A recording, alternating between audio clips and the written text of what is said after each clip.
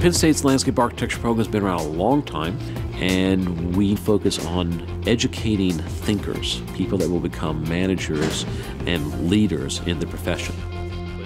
The world of stormwater management has historically looked at flood control and property damage. Changes to federal laws mean that we now have to look at non-point source pollution. One of the things that's become quite obvious to everyone involved in the profession is that using natural systems to capture and treat pollution makes a great deal of sense.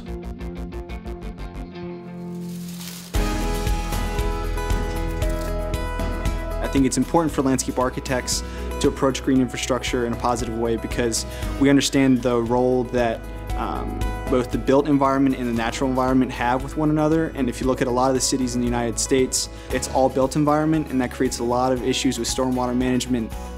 But green infrastructure is a softer component, and it helps with stormwater management in non-conventional ways that are actually much more beneficial for the environment. The idea that's been most exciting for us in terms of green infrastructure is designing things that people like, not just designs that solve the hydrological issues. We've been traveling around the country and the world looking at some of the exemplary designs and bringing those ideas back to our students, and we're actually writing a book about it right now called Artful Rainwater Design, to try to help designers understand what are some of the opportunities that they can then apply to their own work. I worked on an urban stormwater retrofit plan for an entire neighborhood in Pittsburgh called Hazelwood. I looked at urban stormwater retrofits, which are rain gardens, curbside infiltration planters, continuous open tree pits. I had an urban forestry component looking at raising the tree canopy of Hazelwood to improve the stormwater function of the trees. And then I also looked at converting vacant lots into public green spaces for the community.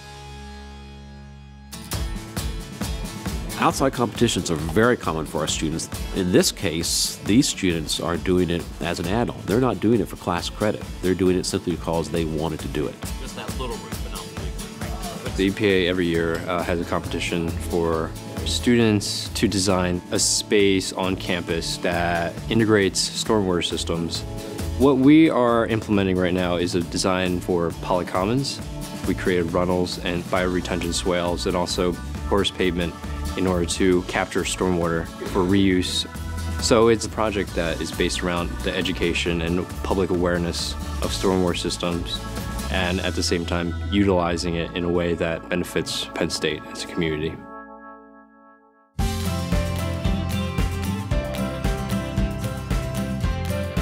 I think as designers, we have an important call to be stewards of our environment and manage resources for other people, because we know the science behind the environment and also the art of design and how those overlap with one another.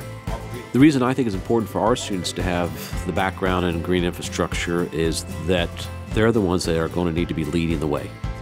In other words, the folks that graduated 10 years ago didn't get this education.